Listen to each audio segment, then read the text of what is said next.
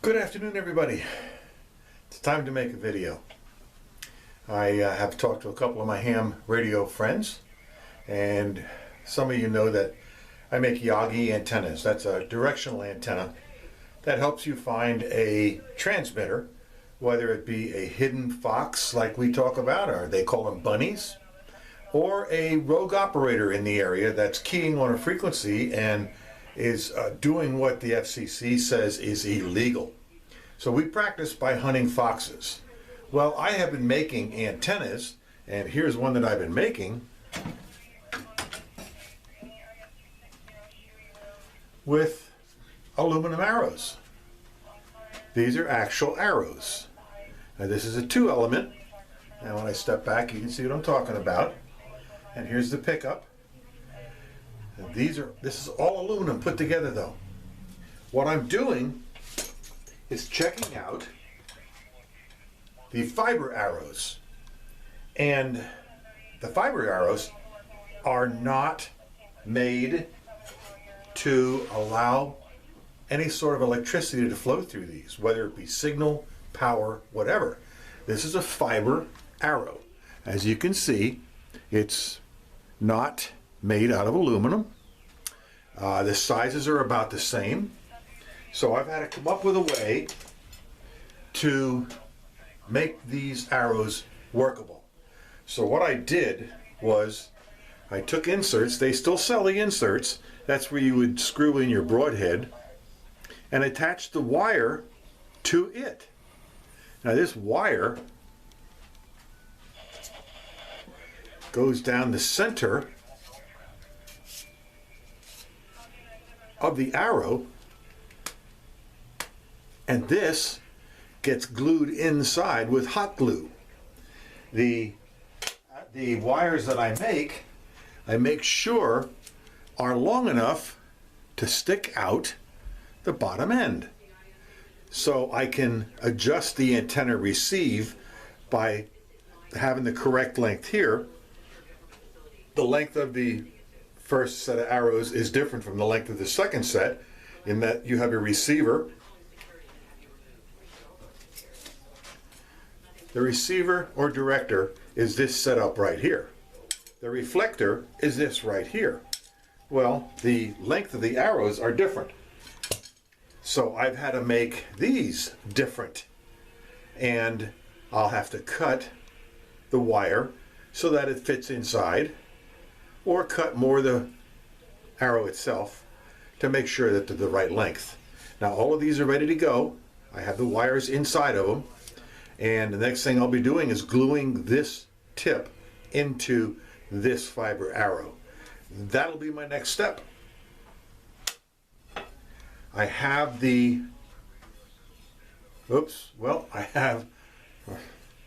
wrong end. Okay.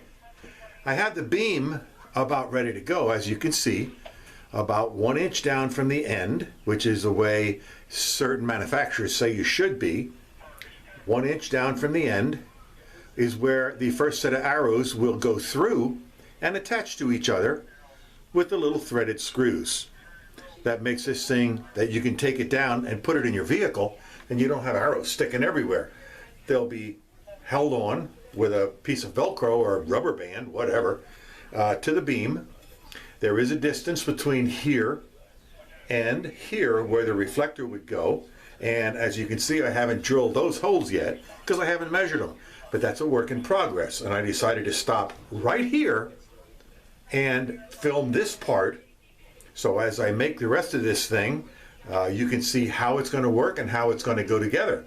So we are in the process of doing it now. I will get this out as soon as I can. It's summertime. I just got my new generator. I got the Sportsman 3500 it's the Sportsman 4000 DF. It's a dual fuel, and it's ready in case we lose power.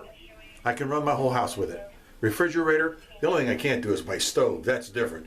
But I have camping stoves for that. That's one of my previous videos. I'm set up with heat, cooking. I do have the microwave that this generator can run, so heating meals is no problem. Run the refrigerator to keep my frozen foods frozen. I'm ready to go. bring it on. Not forever. We have a problem if we're going to go long term. Everybody does. But I'm going to be sitting a little bit better. That's it for now. I'll get back to you. It might be a week. Of course, on here it might just seem like 2 seconds. But hang in there. Thank you for watching. I'm going to continue with this very shortly. Okay. Here's how I do the hot glue.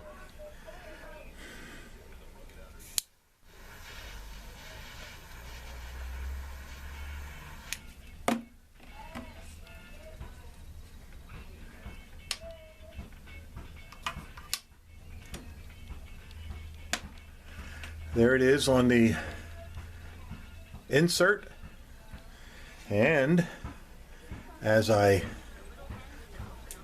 make sure I got it in the view,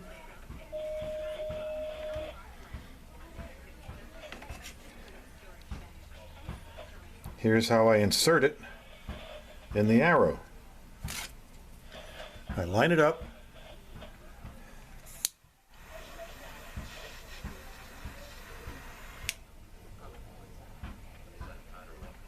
so simple, it's ridiculous.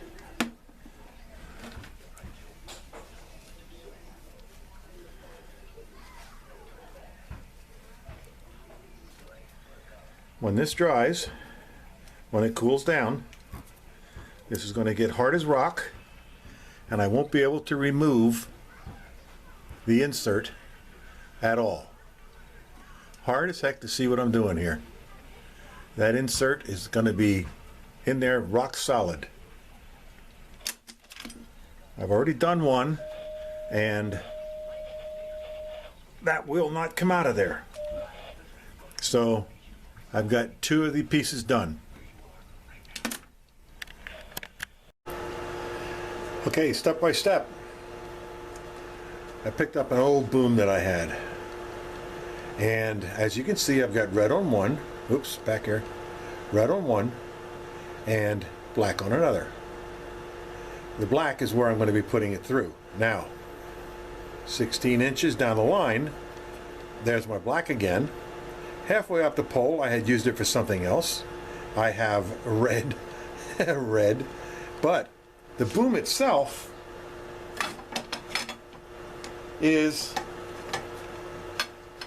36 inches long. I have it cut in half from a 6-footer, so I can make 2 antennas out of it. But once I put the elements on, like so, they'll be screwed from one end through to the other to match the other side. I will probably take off 12 inches of this, so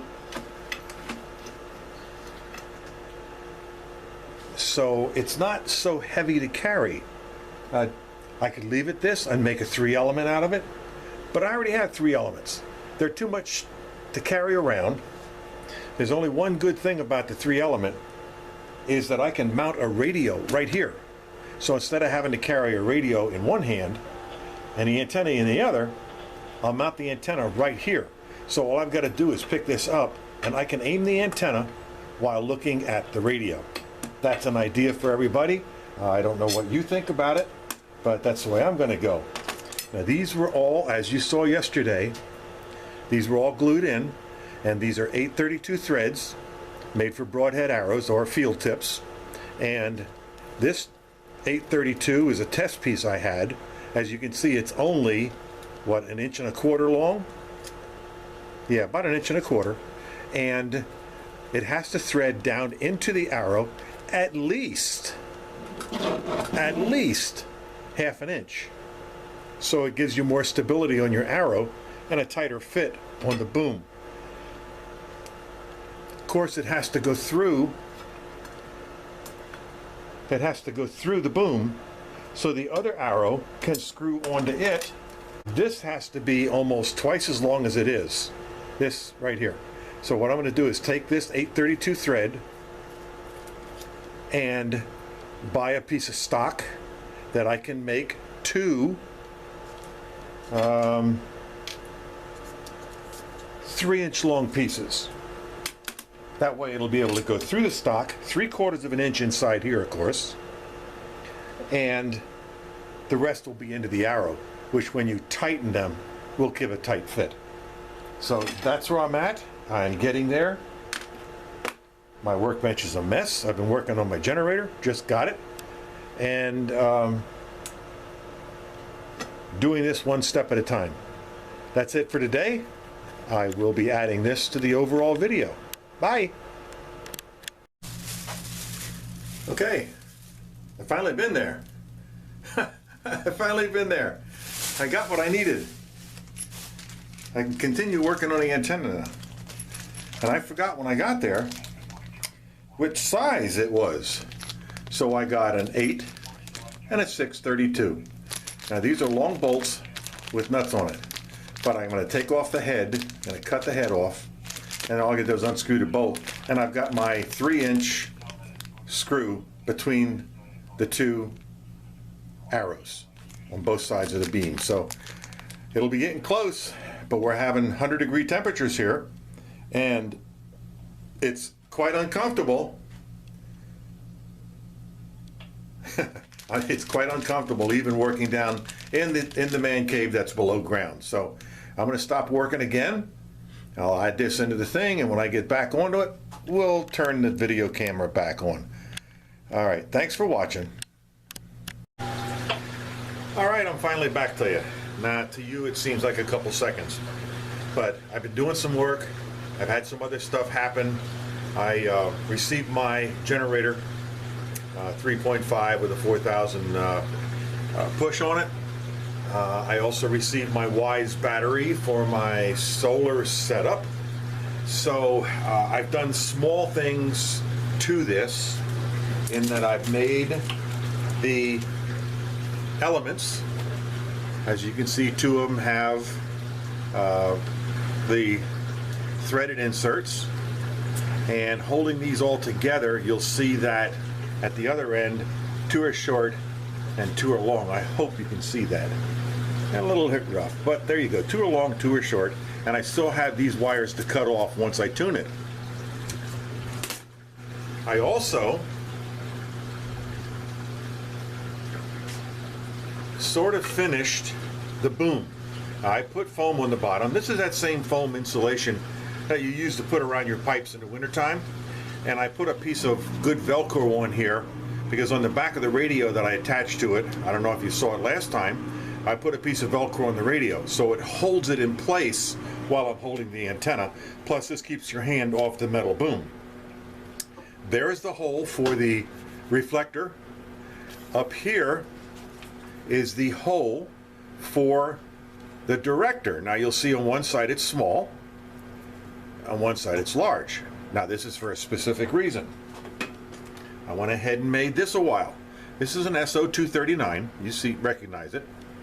And I have coax, this is plain old coax, center conductor, soldered in place to the center of the SO239.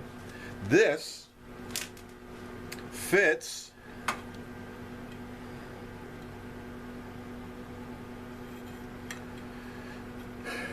on the pole, on the boom, excuse me, just like that, and that will be the pickup. But I have to cut this 1 inch above that hole to be the short element. This is long enough to be 3, and as you can see there's a hole up there already, to be a 3-element beam, but I'm only making a 2. So this was already cut.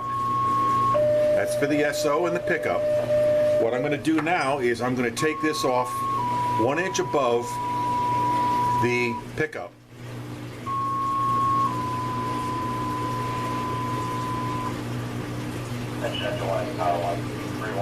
Which is right up about here. So I'll get back to you in a second when it's cut. Okay, it's cut. A little crooked, but that's not going to matter. I'm going to put it together. I'll bring the camera over here to show you how I'm doing it. Okay, here's how this thing goes.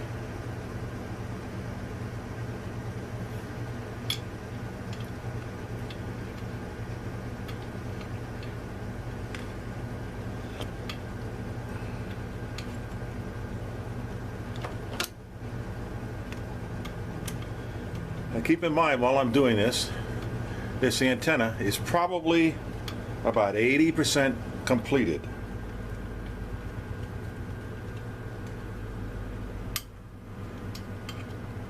And sorry if it's a little dark.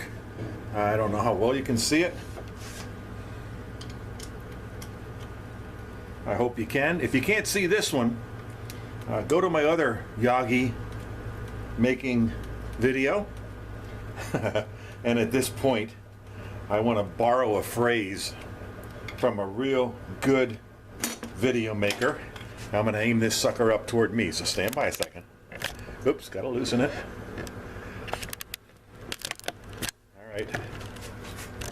This is how he says it. And, ooh, real close. He would normally say, affiliate link below. I love it, but I'm not going to do it. Anyways, there it is mounted. You see it's an SO239. And what happens now is you take the two short ones and mount them.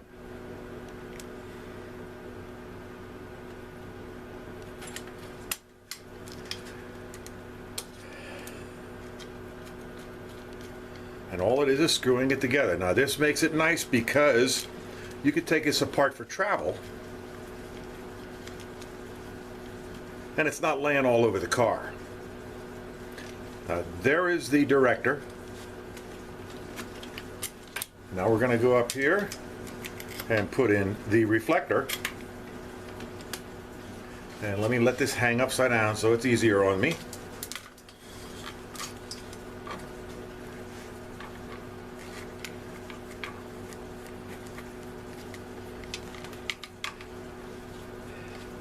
There we have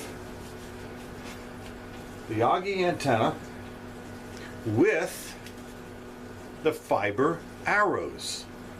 So maybe I'm helping somebody out there that cannot get aluminum arrows by showing them about running the wires down through the center of the arrow. And we're going to be testing this thing then to see if I can point with my radio at a transmitter, fox, bunny, the way some people say it. How to do it. All right, the pickup for it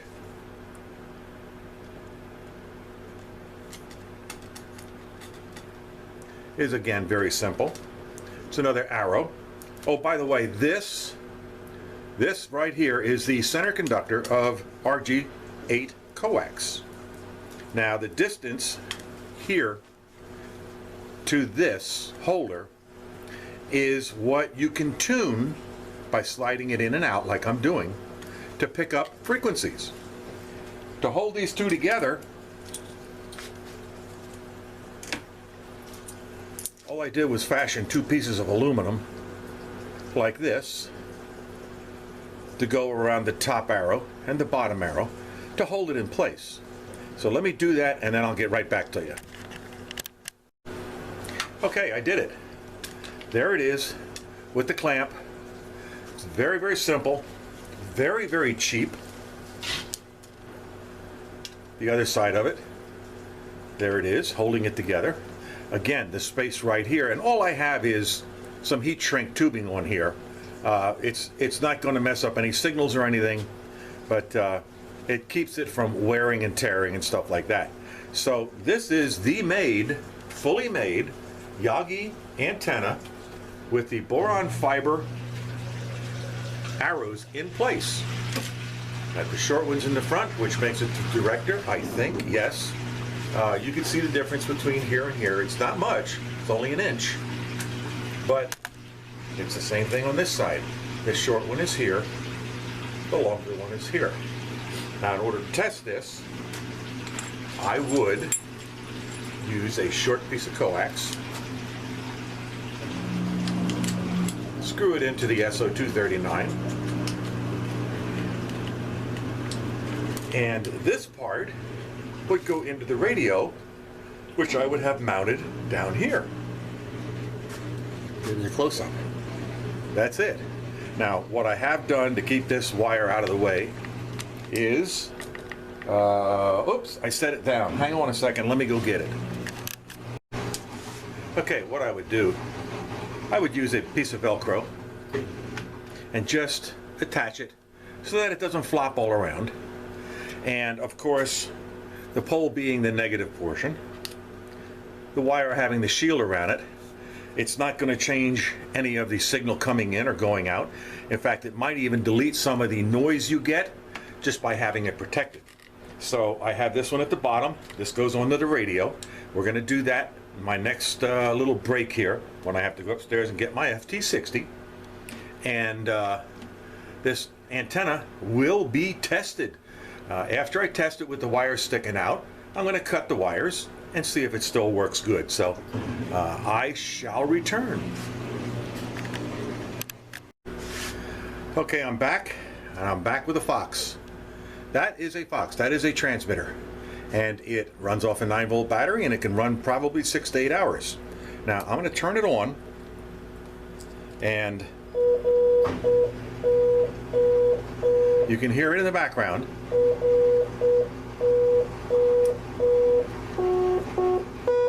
I also have the radio picking it up. When it gets done with its little spiel, it puts out Morse of the club that owns this thing. And now what's going to happen is I'm going to go sit this outside. I'm going to hook up my radio to the new Yagi I just made, and we're going to go hunting for it. So give me a break here. Let me get reset. Okay, we're going to get a lesson here in fox hunting. There's the frequency I have it on, and I have it hidden out here in the yard. And you look at the signal, you'll see that it's almost full strength. So I'm going to go 5 megahertz off. Stand by. All right, I just went 5 megahertz off. Now it's set up so it doesn't transmit all the time. It's set up so that it transmits and then quits. So if I get out here closer, I'm going back up to full strength again. I got to go 5 more megahertz off. Stand by. Now you can hear the difference in that Fox. There, it almost disappeared. I gotta wait for it to come back on again.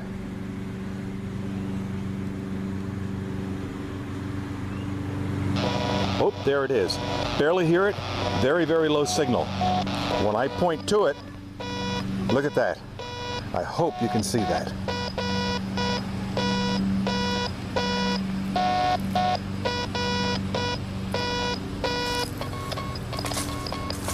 I don't know if 5 more will do it or not. Let's see if it's going to work. Ooh. All right, and looking up, guess what I'm pointing at on top of the tire? Right there's that little Fox that I just brought outside. There it is, transmitting. So this works. The wires are picking it up very, very strong. Sorry about that. I know you're getting dizzy. The wires are picking it up real strong. And at this distance, you can't even hear it. So this antenna is working. This antenna is working. You see the distance from us now to the tire. You can't hear it at all. But let me go back to the actual frequency. Stand by. Okay, I went back to the actual frequency it's on. It's all the way out there, and you can hear it from here. It's a low power, it's only 15 milliwatt, but the antenna is working. So those of you out there that can't find aluminum arrows, there's an idea for you. I hope it works. Let me put you back on the stand. Hang on. Okay, I'm back. I hope that little bit of humming in the background doesn't disturb things. There it is, fully made. I'll show you what I'm talking about with the radio and the Velcro. On the belt clip It's moved off to the side a little bit. I was in a rush. On the belt clip is the Velcro, and on the handle is the Velcro. That works two ways. You can either stick it like that because you're holding it and want to remove it, or you can stick the belt clip in it just like you would your belt. That'll do the same thing. So the antenna is made. I'm going to go through now and cut the wires, make sure it still works, but it's working as it is. The pickup is working as it should be, and this is video number 2 of how to make a Yagi antenna. This time with the fiber arrows that are now in great supply instead of the aluminum ones. Now you might be able to get the aluminum. They might be a little bit easier to work with because you don't have to run a wire down the center, and that was my other video. So I hope you enjoyed it. Some people might not. I hope you enjoyed it. This will work on every frequency out there from 2 through 80 meters by putting it into your radio, having the proper radio to read that. These antennas work great. If you want to spend a lot, I'm going to send you to Arrow antennas. They make a great antenna. They use the aluminum arrows. They're pre-cut. I can't say you can transmit on them because you can't transmit on mine unless you tune it or use a tuner. But there it is. That's the end of my video. I enjoyed making it. I enjoyed doing it for you. Let's see if anybody out there can make a Yagi antenna with the fiber arrows. I'd love to see it, or write back to me saying you tried it. Thank you, everybody. Enjoy it. I hope I didn't get you dizzy with this. This will be the last video for a little while again because it's summer and I'm really busy. Hamfest coming up August 6th, Reading, Pennsylvania. Thank you guys. See ya.